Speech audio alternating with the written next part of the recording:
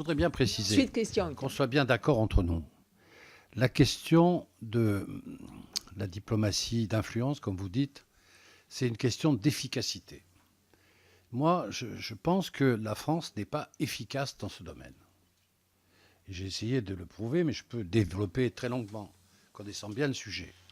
En réalité, notre accueil des étudiants étrangers n'est pas opérationnel. Il n'est pas opérationnel parce qu'en réalité, les étudiants étrangers font nombre. Ils font nombre. Moi, j'étais doyen d'université, je calculais mon budget en fonction des étudiants étrangers qui venaient parce que ça me donnait de l'argent.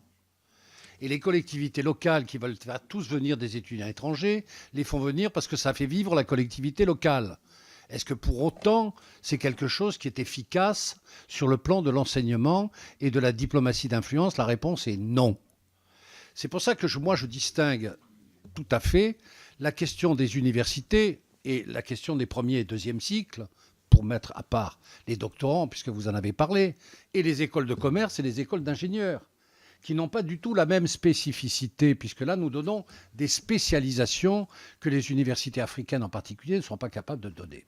Mais je voudrais insister sur le fait qu'on se leurre en croyant que nous faisons un bon système. Notre système n'est pas bon.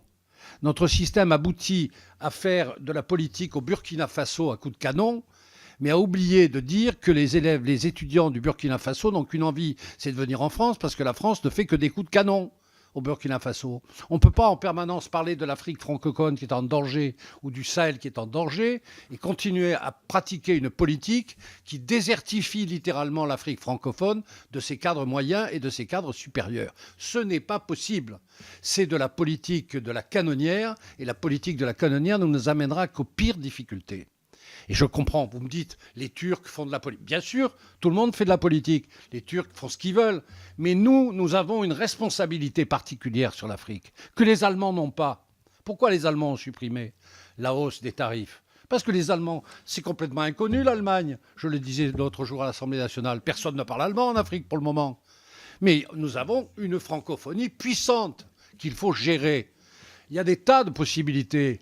Moi, j'avais suggéré, il y a plusieurs, au lieu d'avoir TV5, qui est une espèce de chaîne de télévision merdante, où on entend la culture des canards au Canada au XIVe siècle, quand on est à l'étranger, on pourrait faire une open université, comme les anglo-saxons, c'est-à-dire donner des cours.